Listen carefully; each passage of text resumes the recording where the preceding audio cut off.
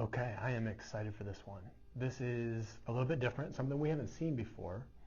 You are going to see what I classify as a grounder, which is not a bounder, it's a special subclassification, and then also a criteria from the back view that we've not been able to see yet. So I kind of separated out my analysis into two different parts.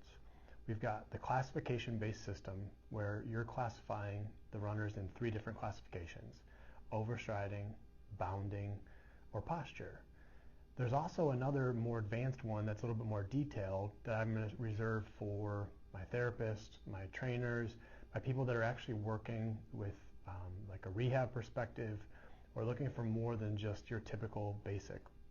What I used to do is work backwards. I would give way too much detail in the beginning. I would look at all these different views and break it down way too much, and the runner would come away being more confused after that than they were before. So I've kind of learned over the years to keep it simple, to keep it basic, to keep it effective. So I'm going to show you some things that I would not typically do unless I was in the courses that I'm putting out for my people that are working with clinicians that are working with runners. And it's from the back view. So this is not going to be short. When I try to rush things, I don't do a thorough enough job, so hang with me here. So there's three different planes of movement. On the right, that's the view that you guys are typically used to seeing. That's sagittal plane. That's flexion extension, bending forward, bending backwards. That's mainly what we see in this plane. From the back view, and think 3D, three-dimensional, this is still only 2D analysis. So from the back view, what we're going to see is we're going to see frontal plane, the side bending, side to side. We can make inferences about the transverse plane rotation, but we just have to be careful because there is an error of measurement anytime we're dealing with 2D images. So just be careful of when you're setting up your videos that it's accurate, and I've got stuff about that. But anyways, she shared with me a couple things that I think are interesting to kind of correlate with what she's got going on. Sometimes I like to hear it, sometimes I don't, because I don't want to bias myself, but this is a pretty clear-cut example of one of the signs that she's been noticing with her shoes. So without further ado, let's look at the right video first, the video that you're used to seeing.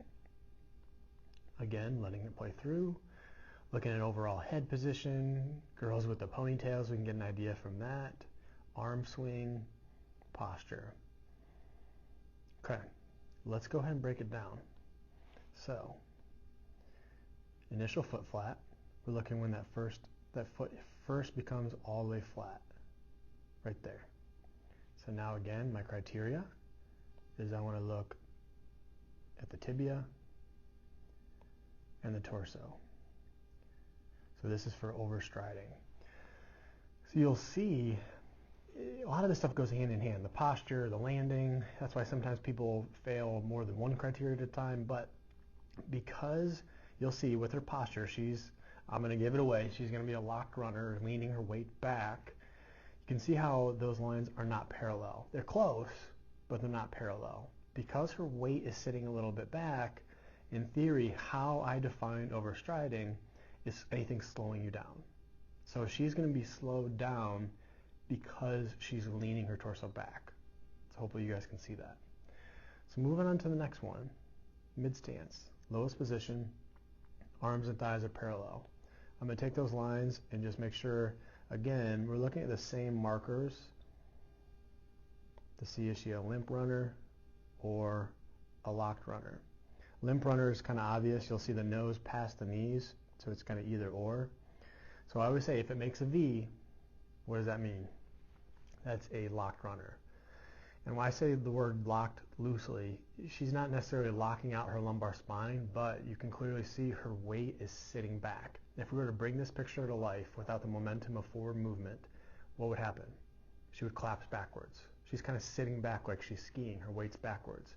The further that her weight is behind her knee, the axis of the knee, that's going to cause more of this flexion or bending torque that her body, her quads, has to offset. So she's going to have to be working harder. If her center of mass is that far, that yellow line, the distance between the side of her knee axis and that yellow line, the greater that distance, the more that is going to create this torque on her knee. So her quads are going to be working a lot harder. A Okay, so far we've got a loose definition of overstriding. We've got a locked runner where she's leaning her weight back. This is where it starts to get a little interesting to finish off the side view before we get to the back view, which we haven't done before. So notice with her arms, she's not going wrist above. If we look at peak height, top point, highest point of her head, what do you see? She does not fail my criteria of bounding. Her wrists are below her elbows. At peak height, at her highest point, that back toe is still on the ground, but you'll see, well, why is that? It looks like she's still getting a lot of motion up and down. That's because she's a grounder. It's opposite of a bounder. Because she's sitting back, she's having more knee flexions, like she's kind of crouched down or squatting, there's still going to be a lot of this upwards and downwards movement, but it's on the lower end. She's not going way, way, way above. We're not seeing her wrists go way above her elbows. We're not seeing her get a ton of vertical displacement, but she's staying low. She's crouching. So that's why I call and classify her as a grounder, which we haven't really talked about yet because it's not as common. So again, I try not to paralyze you with the possibilities and the details and keep it simple. But that would be something that we would work on, is keeping her weight up and forward. The posture drills, which I'll show later on, would be really helpful for her to work on hinging at the ankle, the hankle, to keep that weight where it needs to go, having the posture where it needs to be, and then of course push with a tush, because you'll see she's pulling. And it's almost impossible. You're not going to find someone that is in this locked runner position where they're leaning their weight back and able to push with the tush effectively. When you're leaning way back, it's hard to push with your glutes. It almost has to be quad based or hip flexor driven. So I'll kind of get into that more as time goes on. Okay, the back view. We haven't done this yet. Let's let this play through. She gave me some insight, and this is a good example of, we want to say structural versus functional. Is this a structural issue where it's her anatomy? Or is it a functional where she's having this rotation of her legs, which you'll see as a result of something being tight? Let me take those off. So again, we're looking at the left view.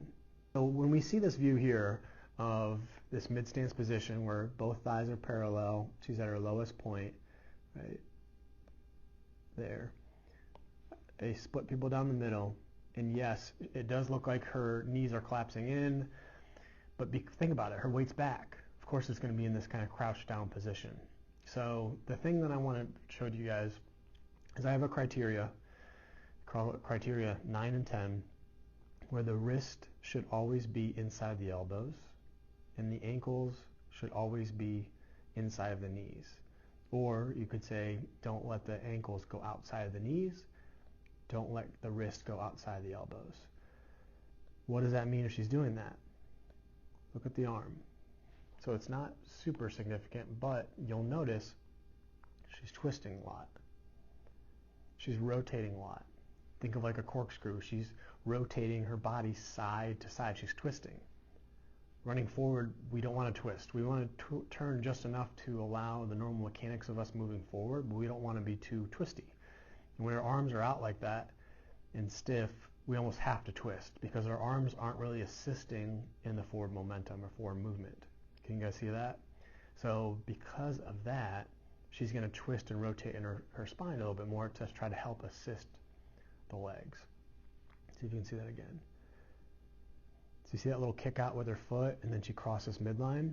So she's got a certain kind of hip anatomy that's a little bit more normal for her, but before we go and kind of correcting that, this is where the clinical exam, this is why I reserve this for more of the clinician based. I want to see, look at her anatomy, the Reiter's test. Does she have femoral anteversion, retroversion?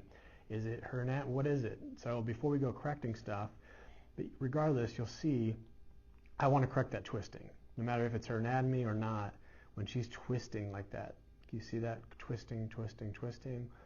I don't want that. I don't want to see that twisting. I want to have more forward and back movement. Now back to the right view again. She told me she wears out her toes of her shoes, and she showed me. So you can see, look at that distance between the ground, the ball of her foot, and the ground. This distance, this right here. The distance between, oh boy, the ground and the bottom of the foot, that ankle dorsiflexion, there's a muscle up here called your tibialis anterior. That's responsible for pulling the ankle up. What she does, and which is common, is she's using her toes, her toe muscles, and I'll superimpose a picture of that on here, to lift her toes to try to assist in that motion. They're not really meant for that. The tibialis anterior is more meant for that, but regardless, we're trying not to do that anyways. We're trying to just land a little bit closer with her posture. By leaning forward, she's naturally going to land more underneath her and won't have to do that. But she's pulling her ankle up using her toes. So as a result of that, she gets this wearing out of the toe on the top of her shoe. So to recap, some things we haven't seen. We've got a grounder, we've got a twister, which is criteria 9 and 10 for the other exam that I do. And she, as a subclassification, because of her posture, because of her pulling her legs forward, her lifting, she's lifting with the muscles we don't want, her toe extensors. So I know that was a lot, didn't really get too deep into the details of the corrections, but again, I try to keep it simple, and I can do a later one on for some corrections, even though I mentioned it briefly. So questions, comments, concerns, let me know.